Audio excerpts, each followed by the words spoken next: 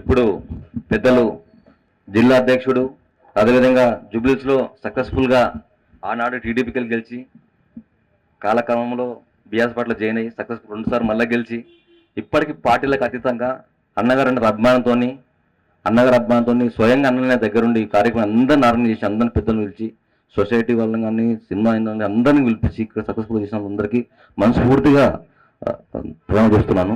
అదేవిధంగా సొసైటీ ఒక సమస్య మాకు ఇది పడక ఇక్కడ కాబట్టి మళ్ళీ జయంతి వర్ధంతి లోపట్ల పెద్దల సహకారం అందరూ ఫిల్మ్ సొసైటీ అందరి సహకారంతో ఇక్కడున్న రాజకీయ పార్టీలు అందరితోని కుల సంఘాలతో కలిపేసి ఫిలిం నగర్ హైకాన్ లాగా ఇక్కడున్న ప్రతి ఒక్కరికి గౌరవించదగ్గంగా ఒక పార్కు నిర్మాణం చేయడమని ఈ సందర్భంగా పెద్దలు గోపీనాథ్ గారిని ఈ సహకరించాలని అదేవిధంగా అన్నగారి అనుభవాలని చెప్పి అన్న థ్యాంక్ యూ అన్న మీరు ఇంత శ్రద్ధతో దగ్గరుండి ఈ కార్యక్రమం అందరికీ చేసినందుకు థ్యాంక్ యూ ధన్యవాదాలు మాట్లాడాల్సింది కోరుతున్నాం. ఈరోజు స్వర్గీయ నందమూరి తారక రామారావు గారి 29వ వర్ధంతి సందర్భంగా ఇక్కడ లోకల్ కార్పొరేటర్ గారు వెంకటేశ్వర గారి ఆధ్వర్యంలో మరి ఇక్కడ గౌరవనీయులు పెద్దలు పరుచూరు గోపాలకృష్ణ గారు, మరి మోహన్ కృష్ణ గారు, రూపా గారు, మరి ప్రసన్న గారు, కోడిబాబు గారు, రాజ్ కుమార్ పటేల్ గారు, జూబ్లీ భాస్కర్ నాయుడు గారు, ఉప్పలపాటి నారాయణరావు గారు, మరి డివిఎస్ రాజు గారి తన మరి అదేవిధంగా కైకాల నాగేశ్వరరావు గారు, మరి ఇక్కడ విచ్చేసిన నాగరాజు గారు, ఇక్కడ విచ్చేసినటువంటి బీఆర్ఎస్ కార్యకర్తల నాయకులు ప్రతి ఒక్కళ్ళకి మహిళలు అందరూ కూడా పేరు పేరున హృదయపూర్వ నమస్కారాలు తెలియజేసుకుంటూ మరి ఎన్టీ రామారావు గారు అంటేనే దేశం కాదు ప్రపంచంలో తెలుగు జాతి వాళ్ళందరూ కూడా గర్వించదగ్గ వ్యక్తి మరి నందమూరి తారక రామారావు గారు. మరి నందమూరి తారక రామారావు గారు అనుభవాలని చెప్పారు ఇప్పుడు వెంకటేశ్వరరావు గారు వీళ్ళందరూ కూడా. కానీ ఆ రోజుల్లో మేమంతా బచ్చాగాళ్ళం, చిన్నపిల్లలం. మేము మట్టికి 1982 నుంచి ఎప్పుడైతే నందమూరి తారక రామారావు గారు పార్టీ స్థాపించారో ఆ రోజు నుంచి ఎన్టీ రామారావు గారు అమ్మటే ఇక రాత్రి మొగళ్ళు ఆయన అమ్మటే ఉండి అక్కడి నుంచి మా జర్నీ స్టార్ట్ అయింది.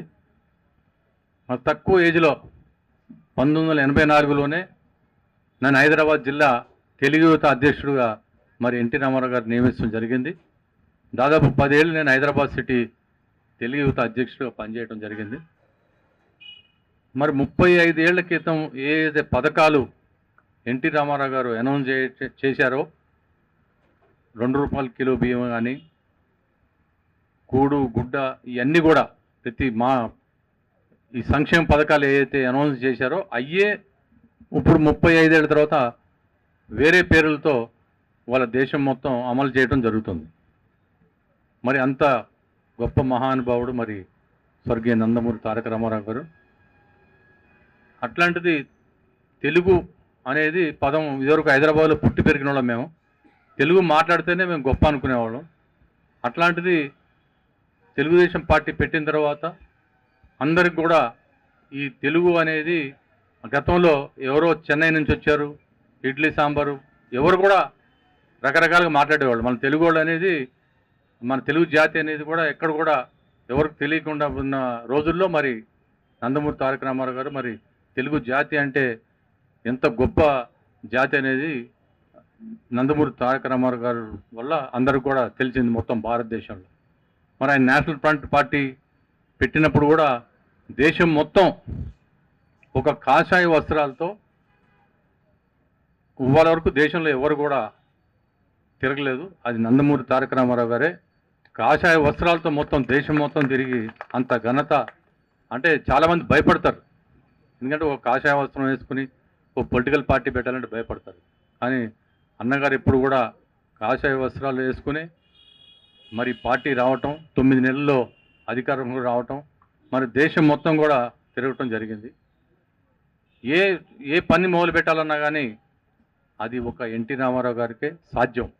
ఎందుకంటే హైదరాబాద్ సిటీలో అప్పుడు హైదరాబాద్ సిటీ డెవలప్మెంట్ లేదు, ఇదంతా అడవి ప్రాంతం. అప్పుడు ఎన్టీ రామారావు గారు ముఖ్యమంత్రి ఉన్నప్పుడు మరి ట్యాంక్ బండ్ ఆ రోజు ఫస్ట్ హైదరాబాద్ని అభివృద్ధిలో శ్రీకారం చుట్టాలనే ఉద్దేశంతో ఎన్టీ రామారావు గారు ఫస్ట్ టైం హైదరాబాద్ సిటీలో ట్యాంక్ బండ్ మీద విగ్రహాలు పెట్టాలని నిర్ణయించుకుని ఆ విగ్రహాలు పని స్టార్ట్ చేసినప్పుడు ఎంతోమంది అపోజిషన్ పార్టీలు నానా గొడవలు చేశారు, ధర్నాలు చేశారు, అనేక విధాలుగా చేయడం జరిగింది.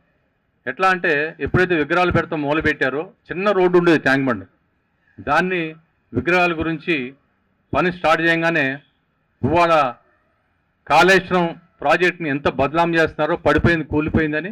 ఆ రోజు కూడా ట్యాంక్ బండ్ కూడా పడిపోయింది కూలిపోయింది, రేపే కొట్టుకెళ్ళిపోతుంది ట్యాంక్ బండ్ అని చెప్పేసి బదలాం చేసి ఎన్టీ రామారావు గారు 9 నెలల్లో ఎర్లీ మార్నింగ్ 5 o'clockకి ట్యాంక్ బండ్ మీద కూర్చుని ఒక సీఎంగా 9 నెలల్లో కంప్లీట్ చేశారు. అది సామాన్యం ఎవరి వల్ల కాదు. అది ఎంతోమంది ప్రజలు ఇంకేముంది ట్యాంక్ బండ్ కొట్టుకుపోతుందంట భయపడితే నేనున్నాను మీకు అండగా అని చెప్పేసి ఎన్టీ రామారావు గారు ట్యాంక్ బండ్ మీద కూర్చుని 9 నెలల్లో కంప్లీట్ చేయడం జరిగింది. మరి అదంతా కూడా పెద్ద ఒక పర్యాటక ప్రాంతంగా చేయాలనే ఉద్దేశంతో ట్యాంక్ బండ్ అవతల సైడ్ కూడా బుద్ధ భవన్ సైడ్ కూడా చాలా పెద్ద స్లమ్ ఉండేది. ఆ స్లమ్ను కూడా ఖాళీ చేపిద్దామని చెప్పేసి ప్లాన్ చేస్తే అప్పుడు నక్లెస్ రోడ్ ఉండేది కాదు అని ఆ పర్యాటక ప్రాంతంలాగా చేయాలనే ఉద్దేశంతో చేస్తే చాలామంది పేదవాళ్ళు గుడిసెలన్నీ ఖాళీ చేయనని చెప్పారు. ఖాళీ చేయకపోతే ఎన్టీ రామారావు గారు మేమందరం కూడా, నేను అప్పుడు కూడా డైరెక్టర్గా నన్ను చేశారు ఎన్టీఆర్ గారు ఆ రోజుల్లో, మేమందరం కూడా వెళ్ళి ఆ స్లమ్ని, శ్రీపతి రాజేశ్వరరావు గారు ఎమ్మెల్యే అప్పుడు, మేము వెళ్ళి బతిమాలతో కూడా స్లమ్ వాళ్ళు ఒప్పుకోలేదు, మేము ఖాళీ చేయమండి మాకు కావాలంటే. అప్పుడు ఎన్టీ రామారావు గారు పేదవాళ్ళ జోలికి వెళ్ళకూడదు, మనం అవసరం లేదు మనకని చెప్పేసి ఆ స్లమ్ను ఖాళీ చేయకుండా వదిలేయటం జరిగింది. మరి అంత మహానుభావుడు. మరి ఆ విధంగా ట్యాంక్ బండ్ని తర్వాత నక్లెస్ రోడ్ అని తీసుకొచ్చి ఆ విధంగా అభివృద్ధి చేయడం జరిగింది. ఏ కార్యక్రమం చేసినా కానీ పేదవాళ్ళ జోలికి వెళ్ళేవాళ్ళు కాదు. ఎప్పుడు కూడా పేదవాళ్ళకి ఇల్లు కట్టిస్తాం కానీ పట్టాలు ఇస్తాం కానీ అది ఒక ఎన్టీ రామారావు గారు ఆ 5 ఏళ్లలోనే జరిగింది. మొత్తం హైదరాబాద్ సిటీలో డెవలప్మెంట్ అనేది అప్పుడు స్టార్ట్ అయింది. అంతకుముందు బుద్ధుడి విగ్రహం పెట్టడం జరిగింది. ఈ బుద్ధుడి విగ్రహం కూడా ఎక్కడో నల్గొండలో రాయగిరి నుంచి ఒక కొండని పగలగొట్టి సింగిల్ స్టోన్ తీసుకొచ్చి మరి ఆ రోజు బుద్ధుడిని పెట్టడం జరిగింది. ఇవన్నీ ఎప్పుడు గతం 30 ఏళ్ల క్రితం జరిగిన విషయాలు ఇవన్నీ కూడా. ఇవాళ డెవలప్మెంట్ అంటే లక్షల కోట్లు ఖర్చు పెట్టినా కానీ ఈ విధంగా అభివృద్ధి చేయలేకపోయారు. మరి ఎన్టీ రామారావు గారు ముందు చూపుతో మరి ఆ రోజుల్లోనే హైదరాబాద్ సిటీని అభివృద్ధి చేయటం, శ్రీకారం చుట్టడం జరిగింది. మరి అంత మహానుభావుడిని ఎప్పుడు కూడా మనం ప్రతి సంవత్సరం ఒక జయంతి వచ్చినా కానీ వర్ధంతి వచ్చినా కానీ మనం ఒక పండగలాగా మరి టీఆర్ఎస్ మరి తెలుగుదేశం కార్యకర్తలు కానీ ఆ రోజుల్లో ఎన్టీ రామారావు గారు పుట్టినరోజు అంటే ఒక పండగలాగా బ్రహ్మాండంగా జరుపుకునేవాళ్ళు. మరి అదేవిధంగా ఎన్టీ రామారావు గారు లాంటి మహానుభావుడిని మనం జీవితాంతం ఎప్పుడు కూడా గుర్తుపెట్టుకోవాలి, మర్చిపోకూడదు.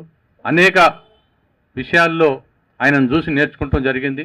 మరి అదేవిధంగా ఆ రోజు నేషనల్ ఫ్రంట్ పార్టీ స్టార్ట్ చేసిన తర్వాత సెంట్రల్ గవర్నమెంట్ని ఎదిరించి కాంగ్రెస్ పార్టీని మరి ఆయన నేషనల్ ఫ్రంట్ పార్టీ పెట్టడం జరిగింది. అధికారంలోకి రావటం కూడా జరిగింది. మరి అట్లాంటి మహానుభావుని మనం ఎప్పుడు కూడా ప్రతి సంవత్సరం కూడా తలుచుకోవాలి.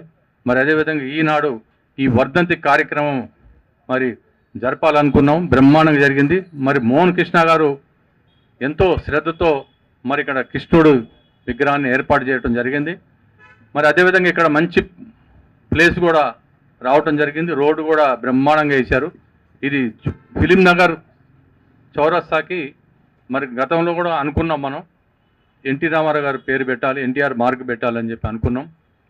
డెఫినెట్గా ఆ కార్యక్రమం మనం గవర్నమెంట్ డిమాండ్ చేయాలి. అదేవిధంగా భారతరత్న అవార్డు అనేది ఎప్పటి నుంచో జరుగుతుంది. ఇది ఎప్పటి నుంచో అందరూ కూడా అడుగుతున్నాం, అది పెండింగ్ పడుతుంది. అయిపోయింది అంటున్నారు, పెండింగ్ పడుతుంది. డెఫినెట్గా ఈ భారతరత్న అవార్డుకి మన అందరం కూడా సపోర్ట్ చేయాలి.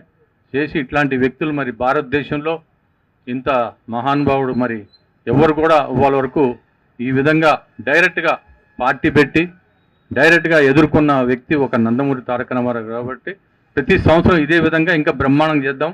ఇక్కడ లోకల్ ఉన్న లీడర్స్ అందరూ కూడా సహకరిస్తున్నారు. అందరం కూడా బ్రహ్మాండంగా చేసి మనం రాబోయే రోజుల్లో ఇంకా బాగా ఈ కార్యక్రమాలు చేయాలని చెప్పేసి కోరుకుంటూ నాకు ఈ అవకాశం ఇచ్చినందుకు ప్రతి ఒక్కళ్ళకి ధన్యవాదాలు తెలియజేస్తూ సెలవు తీసుకుంటాను. జై ఎన్టీఆర్.